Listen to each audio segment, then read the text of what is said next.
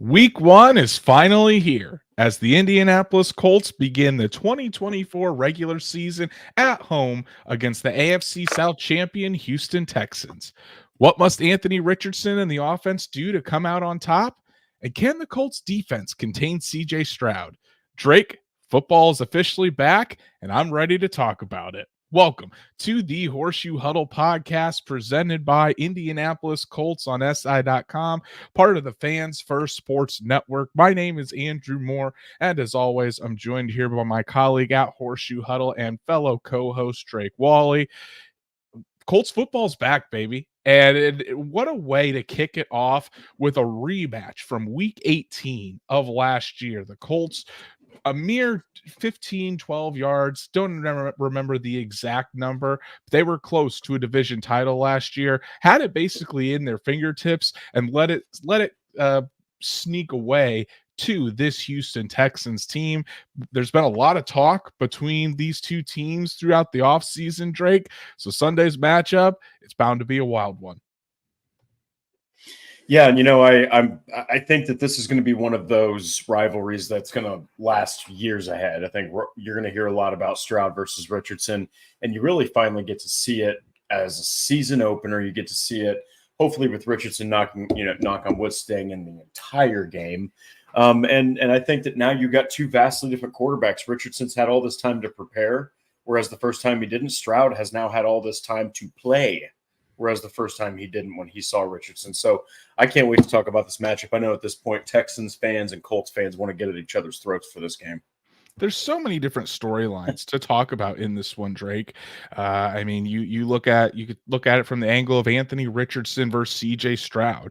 You can look at it from the angle, obviously, of just Colts Texans in the AFC South and not only what this game could mean for week 1, but what this game could mean by week 18. It could be a deciding factor in who wins the AFC South.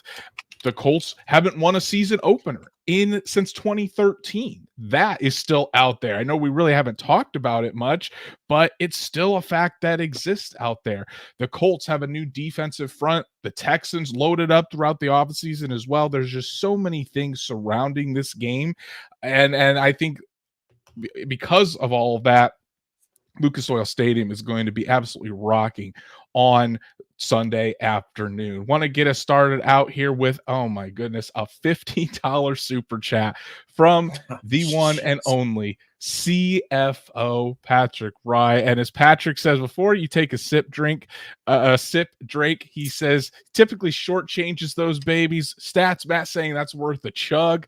Drake, you're going to have to take a big old chug of that beer for that. Patrick, thank you so much, brother, for all of your support. It really does mean the world to us. And Patrick says, attaboy, Drake. Thanks for all the off-season content, gents. Here's to the regular season. Drake's going to clear his beer. Holy crap. Here's to the regular season kicking off tonight and a great and hopefully successful Colts season. Tip one back for Grant Stewart, Drake, and he absolutely did. That was for you and Grant. That's a hell of a chug, Drake. Good job, buddy. But yeah, Patrick, thank you so much, and thank you for joining in all of the off-season content, man. Always showing up, always joining in the conversation, giving your hard-earned money when Drake and I don't deserve it, but we thank you anyway for all of your support. It's why we do this every single Monday and Thursday. Thanks a lot, Patrick. You're the absolute GOAT. Truett is here as well. Makes CJ feel like Bowie under pressure. So Truett is looking for some sacks of CJ Stroud this weekend. The GOAT Logan Schmidt is in the chat as well. Logan, I think you're going to be at that game, so I'll try to meet up again with you and say hello before kickoff. Stats Matt is in the chat as well. As always, it's finally here. 221 days of no football is over.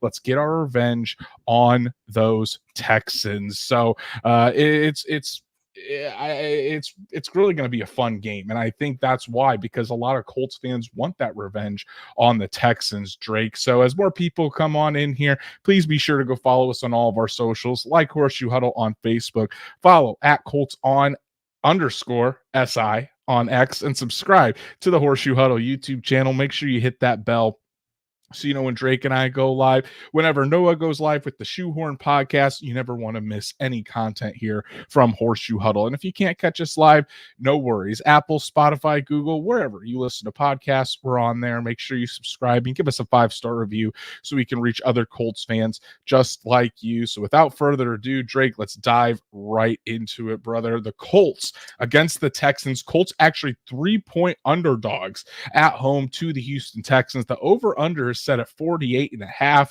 I think tonight's matchup between the Chiefs and the Ravens, the over-under was at 47. So Vegas is expecting a little bit higher scoring game than what we might see tonight. And honestly, it could be fueled by these offenses because, the Texans with CJ Stroud obviously turned in one of the best performances of any rookie quarterback in NFL history. They add Stephon Diggs. You're getting Tank Dell back. You had Joe Mixon to this offense that already had Nico Collins and Dalton Schultz. And the Colts, you get Anthony Richardson back. You're getting Jonathan Taylor back. You add Adonai Mitchell to the mix with Michael Pittman and Alec Pierce. We'll see about Josh Downs, but it could go either way, Drake. We could see a defensive struggle because both defenses are pretty stout as well, or you could see these young quarterbacks really light it up. Yeah, and that's one of the reasons that this matchup is so freaking exciting, man. And it's so fun to talk about because the Texans have playmakers on defense too. I mean, I think that their linebackers is where you really attack in the defensive interior, which is why Taylor's going to be such a big piece of this, attack. But I think that, you got Stingley Jr. out there. You also have plenty of other playmakers in this. You've got now I'm blanking on his name. Oh, he's Jimmy Ward. My apologies, Jimmy Ward. He's still one of the safeties there. They've got plenty of playmakers, but man, it's really that offense. It's CJ Stroud, it's Joe Mixon now. They've still got other guys like Dalton Schultz who don't get talked about because there's so much depth at wide receiver and star power there. I still think Nico Collins is the ultimate weapon. Don't forget, Colts fans, that guy had over 330 receiving yards altogether last season in his 2 games with the Colts. So I think that you're looking at a guy that might demand a lot more attention than people expect. I think so as well. We've got Logan coming in here with his prediction already. Colts 31, Texans 24. Anthony Richardson goes 19 of 30 for 268 yards, 2 TDs, 48 rushing yards, and 1 TD. Jonathan Taylor with 28 rushes, 156 yards, and a touchdown. Had to get that off my chest. So that's a great prediction there. And I think a lot of Colts fans would be happy if that stat line or those stat lines come true. Then we have Anthony Roop here, 3 sacks and a pick 6, get the victory, 27-24. Hashtag for the shoe. So we got some Colts win predictions already here in the chat. And then of course want to give my beautiful wife Danielle a shout out for her super sticker. Thank you so much as always for all your support. Yes, my goat, the true goat. Sorry, fellas. But Drake, let's talk about Anthony Richardson here because of course we have to talk about Anthony Richardson going into this. And honestly, you look at what he did last year in that game against the Houston Texans, that first matchup in week 2, while he only played a little more than a quarter, I mean, he was on fire. 56 yards through the air, went 6 for 10 passing, but it was really on the ground where he took over. Had 35 yards on 3 carries and 2 rushing touchdowns to give the Colts a 14-0 lead, and the Colts never relinquished it. They won 31-20 and on the back, and it was probably going to be an even bigger game for Anthony Richardson had he not suffered that concussion and had to leave shortly after the first quarter.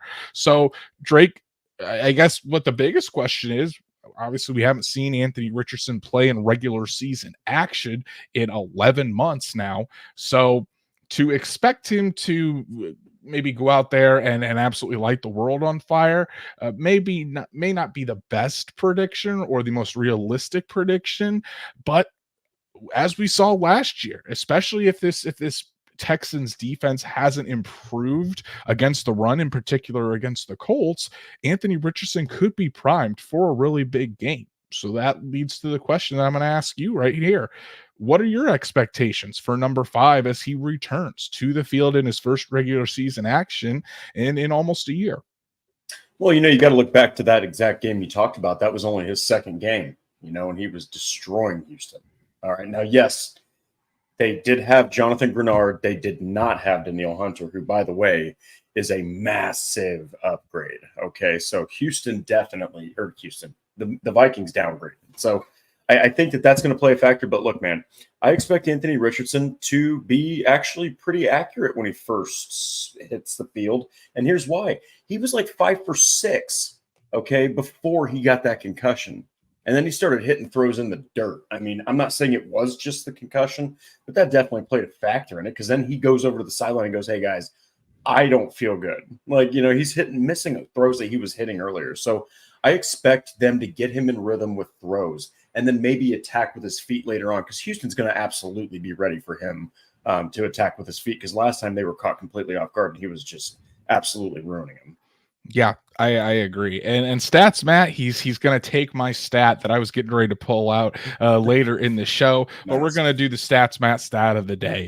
In 2023, the Texans held opponents to 96.6 yards per game, sixth in the NFL on the ground. And then against Indy, they gave up an average of 176.5 yards on the ground. That's a 79.9 yard difference per. Hell of a stat by stats, Matt. And that's kind of what I was going to has been my thinking this entire time. The Texans were really good against the run last year, outside of the Indianapolis Colts, because in that first game against Indy, the Colts ran for 126 yards, 88 of those by Zach Moss, 35 by Anthony Richardson. And then in that Week 18 matchup, you saw Jonathan Taylor just go absolutely ballistic for 188 yards and a touchdown. Zach Moss added 30, but it was really the Jonathan Taylor show in that Week 18 matchup. So I'm going to be very interested to see what the game plan is early on for Shane Steichen.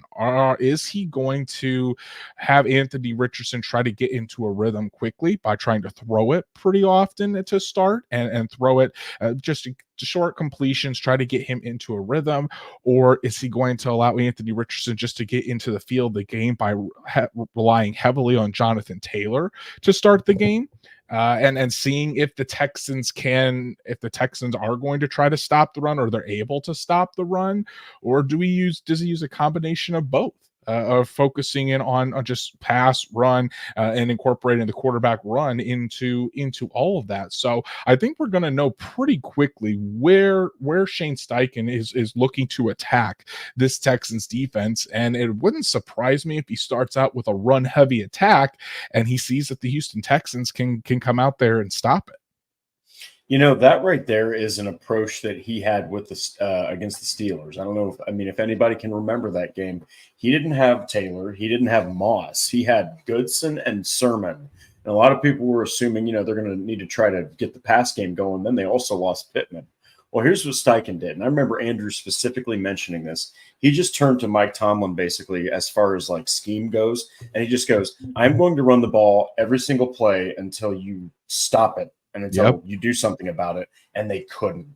And he just kept on punching.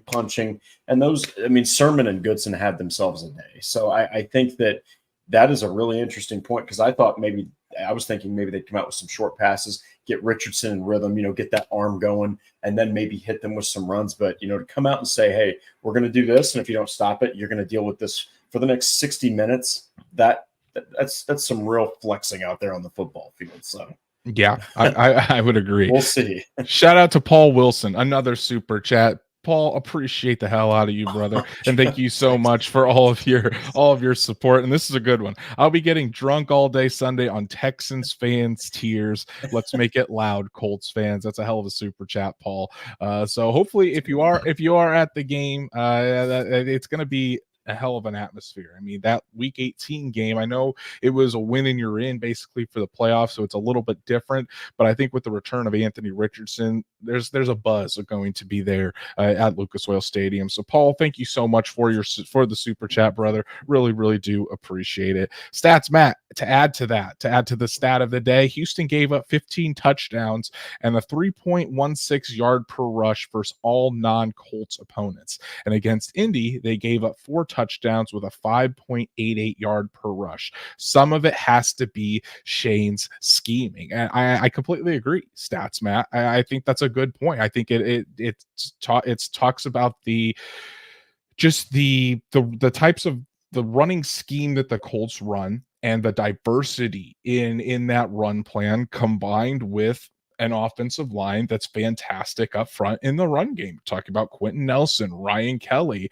Will Fries was certainly good in the run game. Bernard Ryman is good in the run game as well. Braden Smith, one of the top tackles in all the NFL in the run game. So that certainly helps. And having that continuity, the entire offensive line is healthy and back. Braden Smith isn't dealing with that knee injury anymore that he was still out there when he was playing. He was still playing well. That knee injury is gone. He's completely healed up, and he looks like the Braden Smith that we all know, and how good of a player he is at that right tackle spot. So if the Colts do go to this rushing attack, it's going to be very fun to see. I think the Colts could really take advantage of the Texans defense if they can get the run game going. Yes, the Texans did add Azeez Al-Shaair.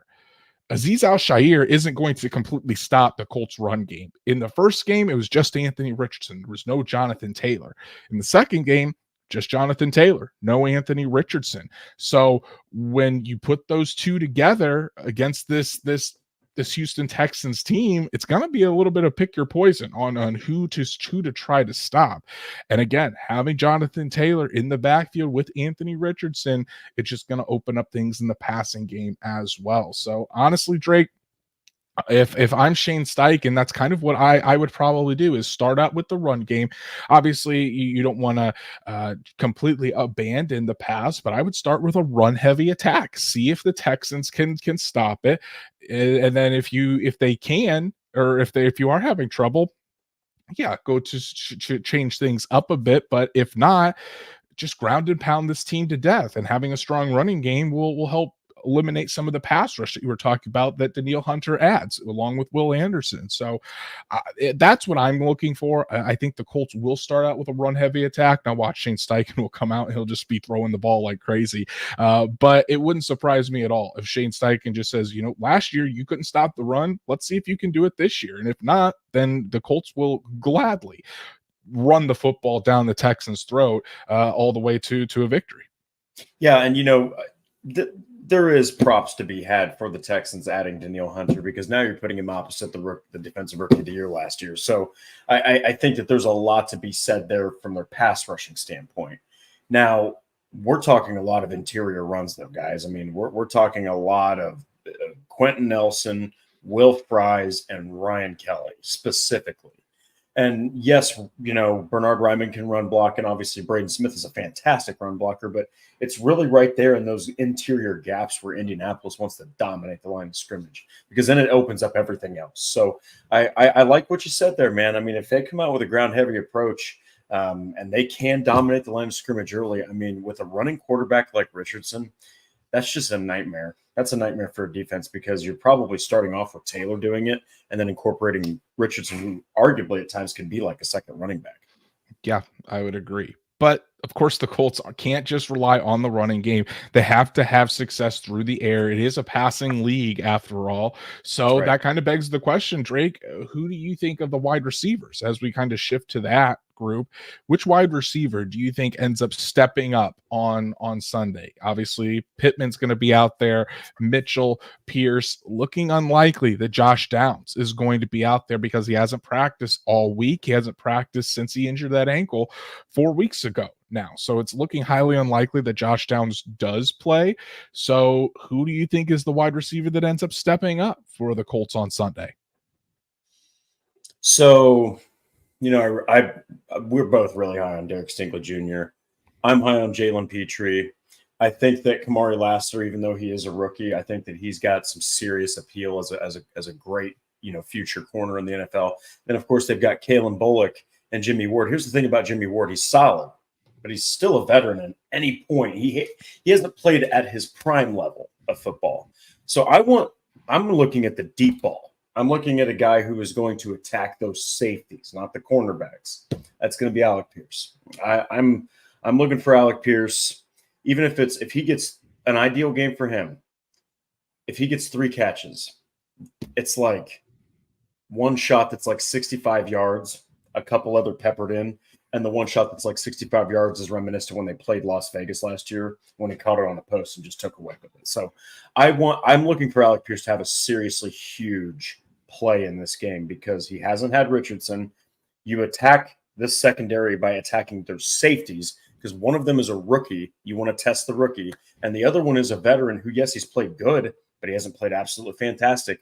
Their talent is in the cornerbacks. So I think you need to attack those safeties, man. So we'll see, but give me Alec Pierce, man. I think that he's got a chip on his shoulder, and A.D. Mitchell's now going to get more playing time.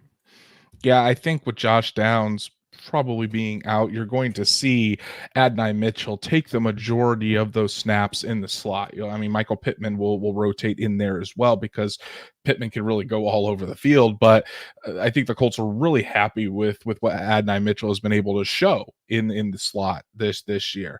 And Drake, I really like what you talked about with Alec Pierce and that he'll have the opportunity to step up. For me, though, he's got to show it. He's got to show it first that he's going to do it before he actually does. In the 2 games last year against the Houston Texans, the first game he had 2 catches for 28 yards, and then in that final matchup in that Week 18. 0 catches for obviously 0 yards on 4 targets. So not the best showing from Alec Pierce. But the guy that always tends to show up against the Houston Texans, Michael Pittman Jr. And I really do think that Michael Pittman Jr. is going to have a big game. And here's why. It goes all the way back to Anthony Richardson and getting into that rhythm. Josh Downs isn't going to be out there most likely. And Josh Downs is one of the security blankets for Anthony Richardson. Who's the other? Michael Pittman Jr. Michael Pittman Jr., I think, is going to be that security blanket. Anthony Richardson is going to look at him early and often to really get settled into the football game. I also think Shane Steichen is going to call a lot of plays for Michael Pittman Jr. as well to get him involved, to help Anthony Richardson get settled into the game. And what did we see all of training camp? Yes, we saw Josh Downs receive a lot of the targets when he was out there, but at the end of the day, Michael Pittman, even with all the plays that Josh Downs was making, Michael Pittman was still the one that was catching the most footballs from Anthony Richardson. So I still see that being the case. In the first game against the Texans, Pittman had 8 catches for 56 yards. Again, a lot of that was from Gardner Minshew, but even I think it was in 2022. That first game against the Texans in Houston, Michael Pittman went off when the Colts ended up tying the Texans. So he seems to have really good games. Then that second game, he was still kind of coming back from that concussion, still had 5 catches and 44 yards, the most of any Colts receiver, even when Jonathan Taylor was out there dominating. So I don't want to overthink this. I still think it's going to be Michael Pittman Jr. The Texans are going to have Kamari Laster, a rookie out there starting in his first NFL game. At times they're going to have, like you said, safety Kalen Bullock out there. So it is going to be a young secondary at times. They're going to have some opportunities to take advantage of that. And I don't think necessarily that, and stats, Matt, maybe correct me if I'm wrong, I don't think Derek Stingley, or I don't think DeMeco Ryans uses Derek Stingley to follow a wide receiver around the field. I think the Texans typically stay with the same cornerback on one side, kind of like the Colts do, where Juju Brents is usually on the right side of the defense, and Jalen Jones is on the left. So I don't think Derek Stingley is going to follow Michael Pittman Jr. around. If he does, then I think that might change it a little bit. I think that Michael Pittman will have a rougher time, but still, Pittman has always had success against the Houston Texans, and I don't think that changes on Sunday. Well, and you're talking, I mean, the numbers don't lie. He's been able to exploit the mismatches. He's been able to find the pockets in the zone.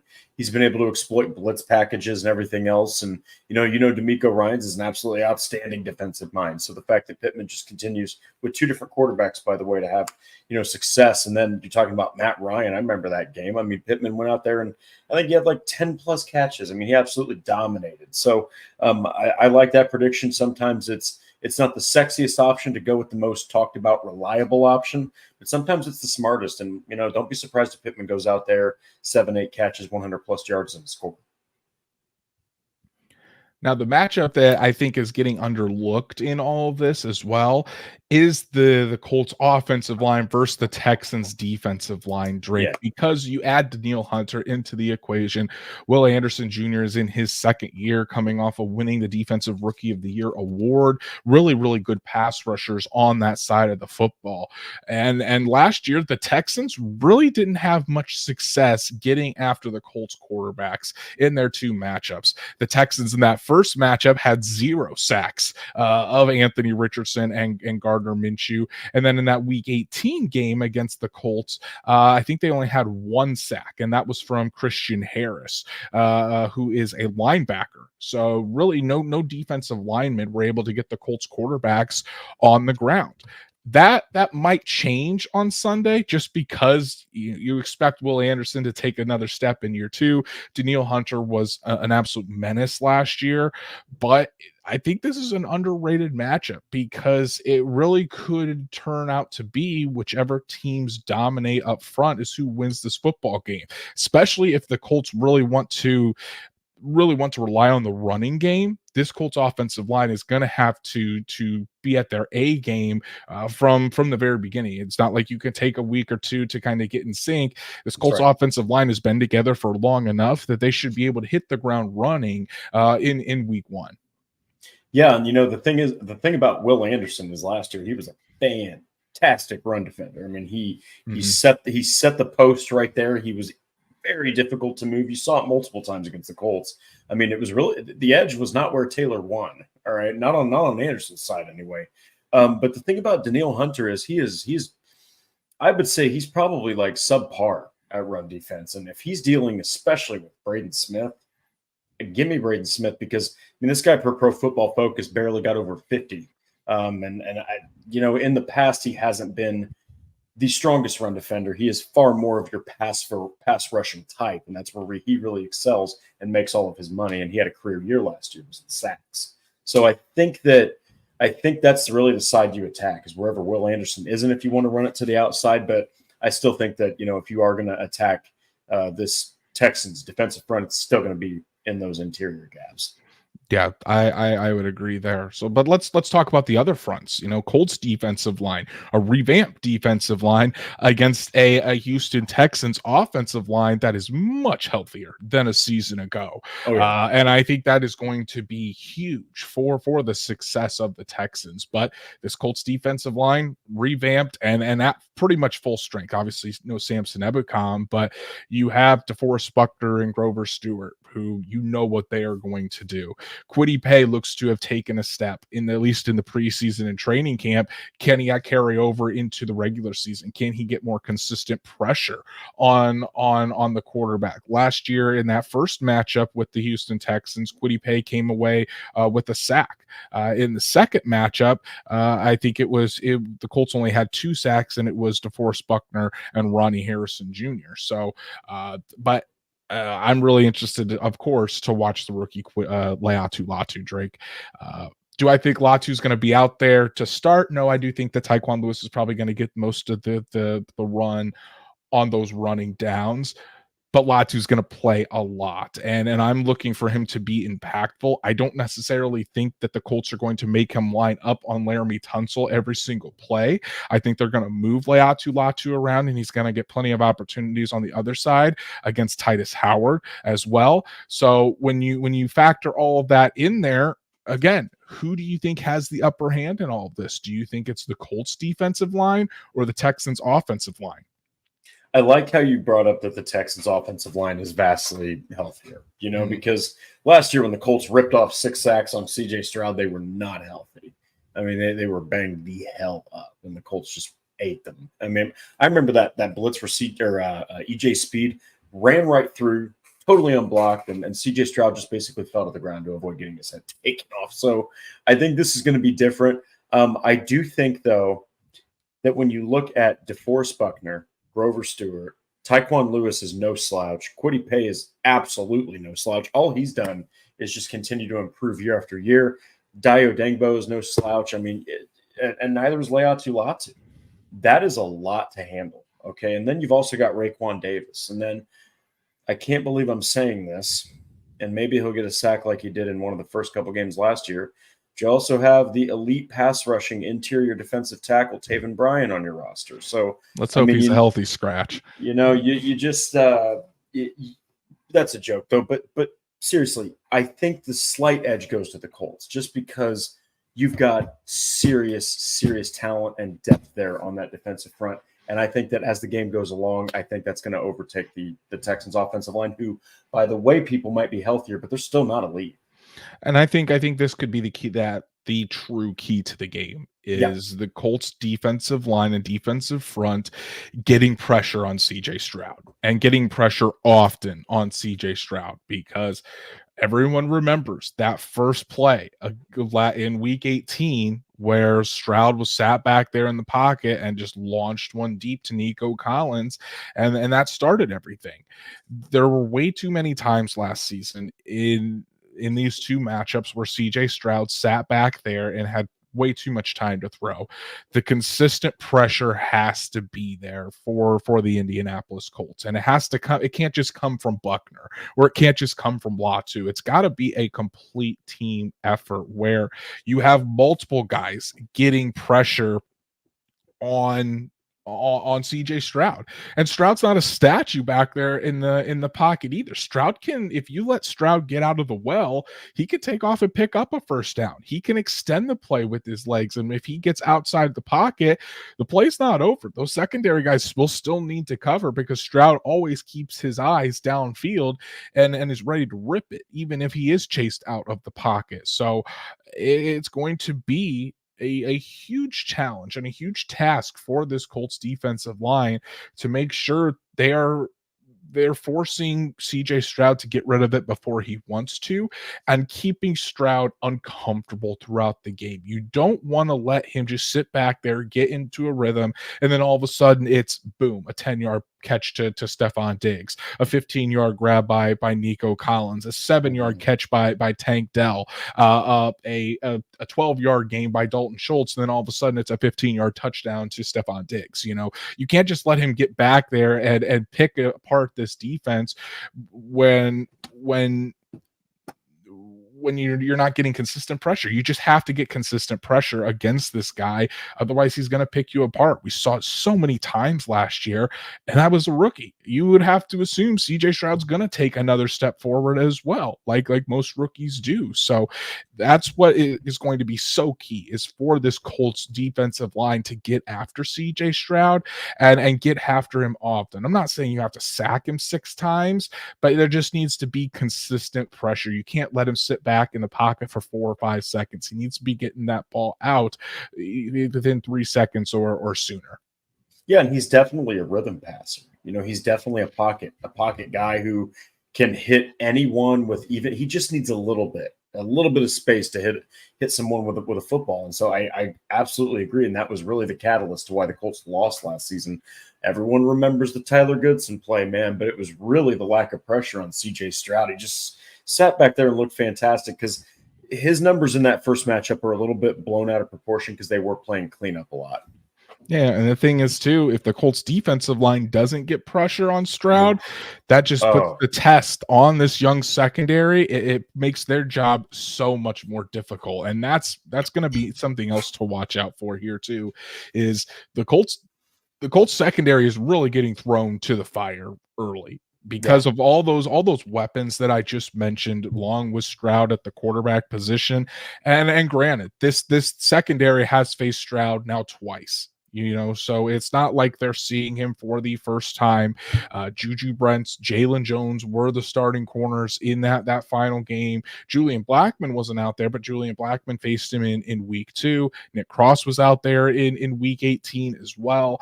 And of course, CJ Stroud had a really good game in that week 18 matchup. 264 yards, 2 touchdowns, quarterback rating of 134.1, only had 6 incompletions on the day. Again, that can be attributed partially to not getting that much pressure on CJ Stroud and letting him kind of pick where he wanted to go. But it's also on this secondary, and it's not the same Texans team either that was in week 18 where it was just Nico Collins and Dalton Schultz. You have Joe Mixon, who is, even though he's a running back, is going to be a part of this passing game. Stephon Diggs is in the fold. Tank Dell is back from injury, so this offense is much more potent than what we saw in week 18, and that this is going to be a really huge test for the Colts defense. Obviously, the Colts don't have their corners follow anybody. So Juju Brents and Jalen Jones, Kenny Moore on the second, are all going to get matched up with all 3 of these guys. And they're gonna have to hold their own. And I think all of them have the capability to do that. The question is, can they work as a cohesive unit to really slow down this passing attack of the Texans? I do like. I mean, it's kind of an underlying name, but Sam Womack III. You look at his tape; he could become an actual formidable defensive back as far as depth purposes are concerned. So I think the Colts kind of sort of addressed that. But man, you're looking at you're looking at one of the potential top 5 passing attacks in the NFL here, and if that pass rush cannot get to Houston, it could be a really long day. And I'm not trying to discount this Colts team. I'm not trying to say Dallas Flowers can't go out there and have a game. I'm not trying to say that Kenny Moore can't really lock down Tank Dell and force Stroud to go outside or to the tight ends, or that maybe Jalen Carley's or one of these linebackers can't shut down Dalton Schultz. But, man, you got to think. I look back to that game in Week 18. Nico Collins was alone, baby. He was by himself in that game. I mean, I don't even think they had Robert Woods, man, and he just destroyed Indianapolis by himself. Now he's got Diggs. Now he's got Dell. Now he's got Mixon. I'm just saying that the Colts secondary, they have almost no room for error in this game. And it really sucks, too, because now the NFL throws almost all the teams they can to the fire and say, here's a divisional matchup in your first game. Go have fun. Yeah, and you talked about Nico Collins, that first game in week 2, and I understand a lot of these yards were garbage yards because the Colts were up by so much that they kind of backed off their defense in week 2, but it still goes. You still have to talk about it. Nico Collins in that week 2 matchup, 7 catches for 146 yards and a touchdown. And then in week 18, when the Colts weren't backing off their defense and really trying to force, Nico Collins, trying to force Stroud away from Nico Collins, because like you mentioned, Drake, Robert Woods wasn't out there. Tank Dell wasn't out there. It was basically Nico Collins and Dalton Schultz that accounted for pretty much 90% of the yardage from the Texans passing attack. Collins had 9 catches for 195 yards and a touchdown, including that 75-yard bomb on the first play that the Texans had the football. So that's going to be huge. Making sure that Nico Collins or Stephon Diggs or Tank Dell doesn't take over this game. And I think what's going to be key, too, is just communication. I think communication, having Nick Cross back there, how is that going to work with the communication? I'm sure Julian Blackmon is going to be the guy that gets everybody lined up. But too many times last year, we saw miscommunications in the secondary for the Colts. You have another year under their belts for Juju Brents and Jalen Jones. You have Nick Cross, who's been working with the starting unit and has more chemistry with them than he ever has. If those miscommunications are eliminated and the Colts secondary can stay on the same page, I think they'll do fine. I really do. Are they going to completely shut down this team? No, I don't think so. But is this secondary, unless they completely fall apart, do I expect the secondary to give up 400 yards to CJ Stroud and this receiving core. No, I don't expect that either. I think that this young defensive backfield for the Colts wants this. They want to accept this challenge and want to get after Stroud and this offense. So they're definitely going to be tested early, and we're going to have to see if they sink or swim. Yeah, and kind of similar to what Brandon Halam there says. Even if you cover up Nico, Tank, and Diggs, Mixon and Schultz are free. Well, here's the thing. Indy knows that 100%. So that's where the pass rush comes in. That's where you're hoping and you're praying that, after 2 seconds, it's not 3, 4, 5, 6. Because as Andrew's mentioned multiple times, you could probably take a 7th-round receiver, NFL standards, put him against a 1st-round corner, 6+ seconds, man. No one's going to cover that. So.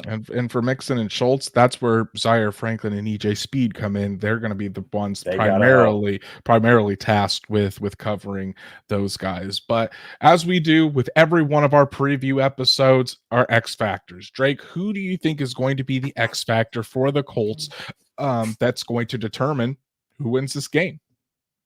So it's easy to say Anthony Richardson, and I know I kind of wanted to, but I'm going to say Jonathan Taylor because Richardson didn't have Taylor when he played Houston last time. He was really kicking their ass with his feet. So it's like now you've got Taylor. I think that Ryan's as brilliant as he is defensively. I think he's going to be like, look, we cannot let Richardson do this again. Taylor's going to have an opportunity, so we'll have to see. I think that he's going to be the X factor in this one. I think that's a good pick this year. I'm trying for my X factors. I'm trying not to pick like the stars or the all pros. I'm trying to pick someone that isn't maybe thought of for the X factor, just to make it more challenging and more fun. So for me, I'm going to go Kwity Paye, and here's why: because it kind of goes into that aspect of the pass rush and getting more consistent pressure on the quarterback, who was one of the main proponents that we talked about, where his sack numbers looked pretty good last year, but the pressure just wasn't there. Kwity Paye, he didn't have that consistent pressure. So if Kwity Paye really has taken another leap and he's going to show out and be the big end that the Colts can count on for years to come, that consistent pressure has to be there. And the consistent pressure has to start on Sunday when going up against CJ Stroud, because if not, like we've already said multiple times tonight, CJ Stroud will pick this Colts defense apart unless the Colts get consistent pressure on him. Yeah, and he showed last year as a rookie. He's got brilliant processing. It goes read. He doesn't like do things wrong. He's so cerebral. And me and Andrew were talking about this during his combine. He has beautiful throws. So I mean, you have to be tight as hell with your coverage, and you have to be very, very precise with your pressure. So yeah, it's really right there in the trenches, baby. If you cannot get pressure on CJ Stroud, and this is for any NFL team out there, you're just going to get diced up. Exactly. All right, guys, we're 42 minutes into this episode. We've broke it all down from all angles. I want to hear everyone's prediction in the chat. Fire away your score predictions and how the Colts or the Texans are going to win it. Make sure you put that in the chat. But Drake, you're going to start us off. Like I said earlier, Colts 3-point dogs at home, over under 48.5. Give me your prediction. Colts, Texans. Let's do a final score. And then obviously that'll tell us whether you're taking the over or the under on Sunday. So Drake, do the Colts start out 1-0 or do they lose their season opener for the 11th consecutive year? So it's going to be, I've bounced around on this one, but I'm going to say 30-27 Houston. Okay. Now here's why I'm saying 30-27 Houston. It's going to come down to Spencer Schrader, and this is, of course, if Gay doesn't play, but sure sounds like he's not. If it comes down to Matt Gay and Kaimi Fairbairn, I don't know if Gay is 100%, so I'm still not confident. But I assume it'll be Spencer Schrader, and it'll be 30-27. You'll have like 4 seconds left on the clock. You'll have like a 52-yard field goal to tie that game, and it's going to doink. That's what I think is going to happen. It's going to come down to special teams. And I know that we all talk about the offense and Daniil Hunter and blah, blah, blah. Man, the Texans have a kicker that hit 27 out of 28 last year. Kaimi Fairbairn is a freaking beast. Yeah, he really is. He's one of the best kickers in the game, and in those close matchups, that definitely matters. So Drake is going 30-27 Texans. Sorry. We have a Texans a fan in the chat here. H-Town highlights saying 31-24 Texans. Well, hey, first of all, we appreciate you checking out the show, and I would honestly be disappointed if you didn't take the Texans, considering you have a Texans helmet as your picture there. So H-Town going 31-24 Texans. Lamar G says Anthony Richardson is putting the league on notice. 31-23 Colts. Paul Wilson 28-21 Colts. Good one. We have Taryn in the chat. Good to see you, Taryn. Taryn says, I told Drake last night 35-28. I'm feeling a bit more reserved tonight, 27-24 Colts. So we've got one Texans to go along with Drake, and all the rest are on the Colts. We've got a couple more that just came in too. Bruce 31-28 Colts, and then Sean Contwright. Good to see you, buddy. 27-23 Colts. NFL nerd coming in here hot. 52 weeks in a year. Game one is no time to be realistic. Hey, I appreciate it, brother. Appreciate the super chat. Appreciate you always being a contributor to the show. So Drake, here's what I'm thinking. I've really wrestled with this because I genuinely think this is going to be a really, really close game. I do. I know the Texans made a lot of upgrades over the offseason. And I know the Colts kind of really stuck with re-signing their own. But I think that the biggest upgrade that the Colts got was Anthony Richardson coming back. I really do think that this Colts running game is going to have success on Sunday, and I think it's going to open things up in the passing game. I'm also going to just think. I also think that the Colts pass rush is going to have more consistent pressure on Stroud, but with the weapons that Stroud has, and just how good of a quarterback Stroud is, and you know me, Stroud was my quarterback one coming out in that 2023 class. And really, that's why I haven't been shocked with what he's been able to do so far.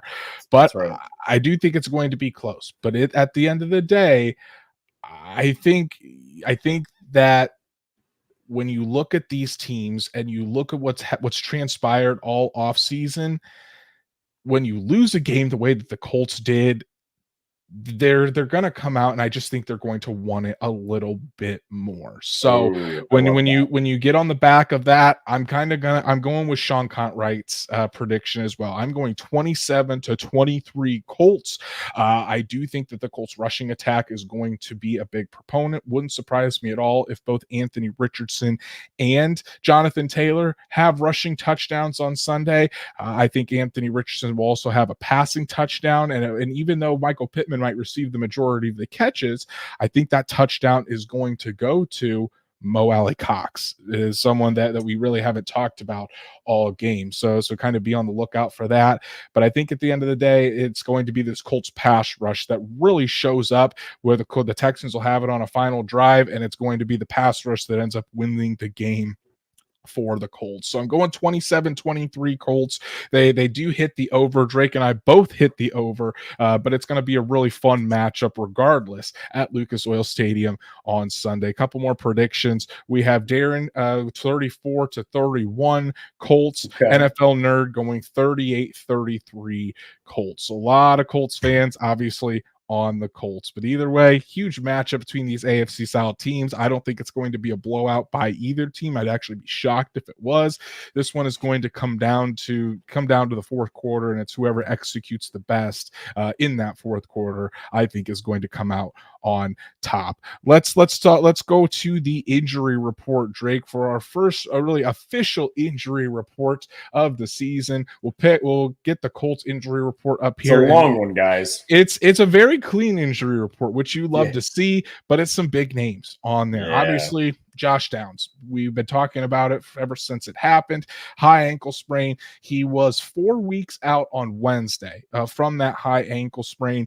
He is jogging and he is working out over on the side of the field, and he did tell the media today that he is very close to returning. But since he hasn't practiced in 4 weeks, and again hasn't practiced all week, the Colts are going to be smart about this. And I think with how Adonai Mitchell has shown he can perform in the slot and his ability to produce in that slot role, plus you have Anthony Gould that can kind of take some snaps there as well. I don't think the Colts are going to rush Josh Downs back. Again, I've been saying this. I'd rather have a 100% Josh Downs for 15 games than a hobbled Josh Downs for 17. So, in my opinion, I don't think Josh Downs plays on Sunday. Drake, what do you think? Yeah, I'm right there with you. I think that especially the fact that you've got Anthony Gould also who can play the slot, but really more than that, you've got Adonai Mitchell who can play the slot and be explosive there. And you've got a run first offense, so it's going to be a lot of Anthony Richardson, man, going to be operating a lot through number 5. So I think that if there's a game, I know that it sucks to sit him during a divisional contest, but you also don't want to put him out there and God forbid something tears.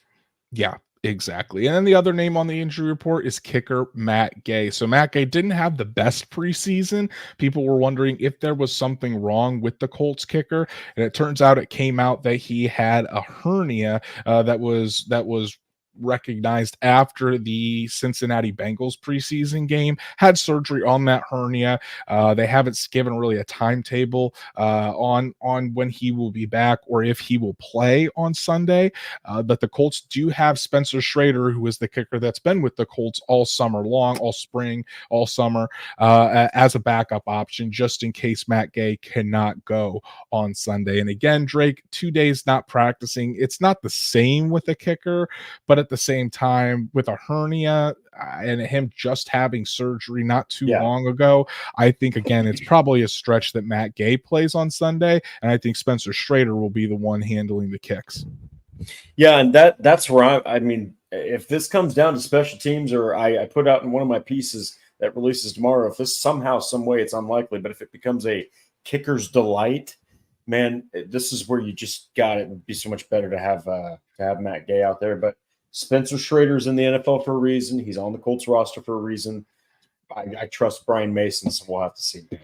And I have seen Spencer Schrader, he kicked at Notre Dame. Obviously, I'm a big Notre Dame fan. The whole family is. So I'm familiar with Spencer Schrader. He has a hell of a leg. He is a good kicker. And while he performed well in the preseason games, it seemed like he was better in the games than in practice. He was a little shaky in practice, but it seems like the Colts do have confidence that if Gay can't go, Schrader would be able to step in and handle the duties until Matt Gay does return. But I think Drake and I are both on the wagon here of that we don't expect Josh Downs or Matt Gay to be playing on Sunday. So let's talk about the latest Colts news and rumors here before we let you guys go watch that the opener tonight between the Chiefs and the Ravens. And Drake, this one's a really cool story. So it came out this week and it was announced this week that Zaire Franklin, he announced that he is partnering with Coca-Cola and will make a donation to the Midwest Food Bank of Indiana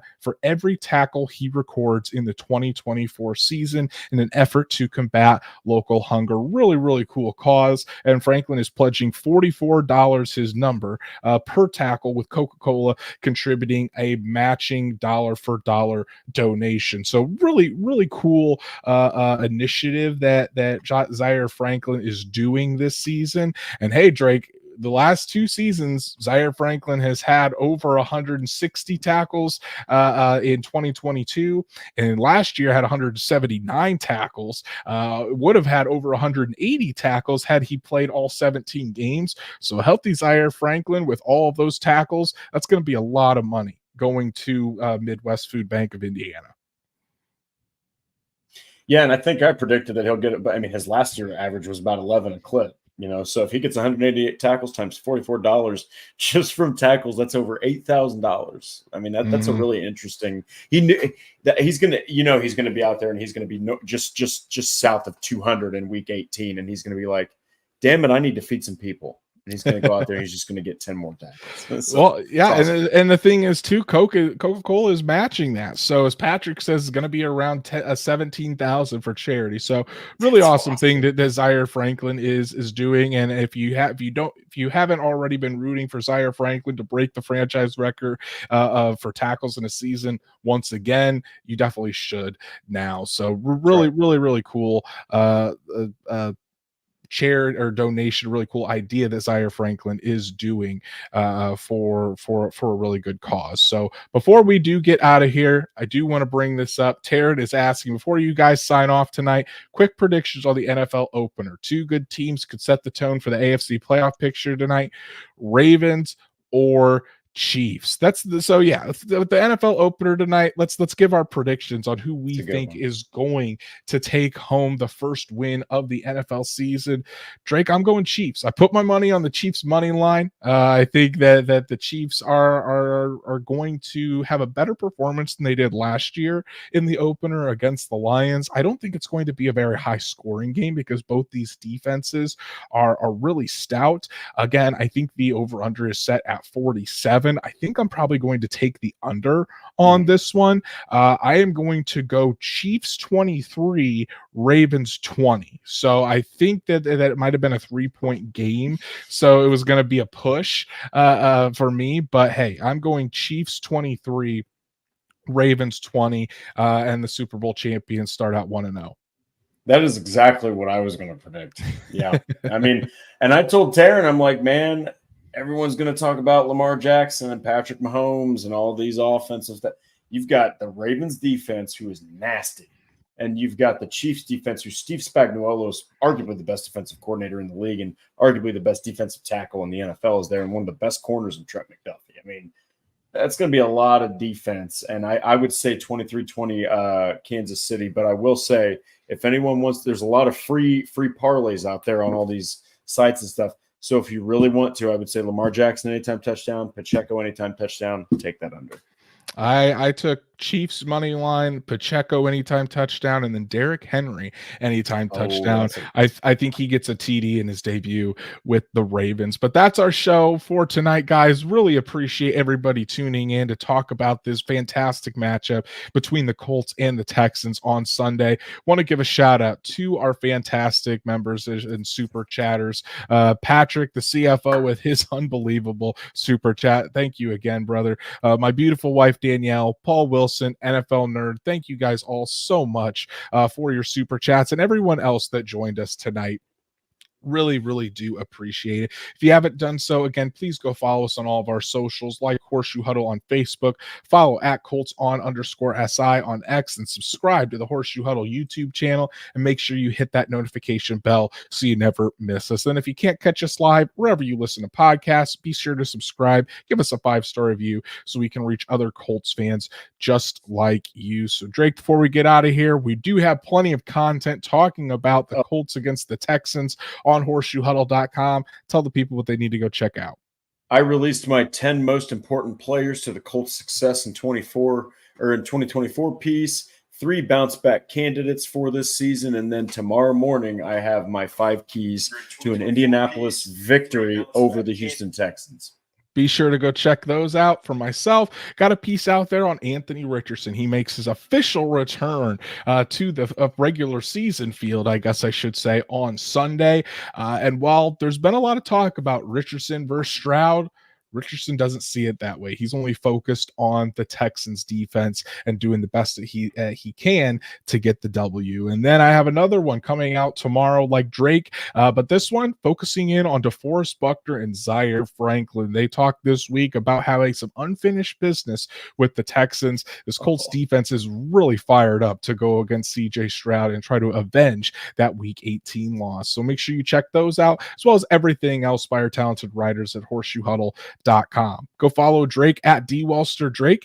You can follow me at Andrew Moore NFL, and we'll be back Monday night to break down this fantastic game between the Colts and the Texans. Who starts out 1-0 and who starts out the season leading the AFC South? Drake thinks it's going to be the Texans. I think it's going to be the Colts. It's going to be a really fun game. So if you're at Lucas Oil Stadium and you see me on Sunday, be sure to stop me, say hello. Be sure to be loud because that atmosphere is going to be rocking. So Colts fans, enjoy the rest of your weekend. Enjoy football tonight. Enjoy the NFL Week 1 being back. And guys, Colts football just 3 days away. Can't wait for kickoff.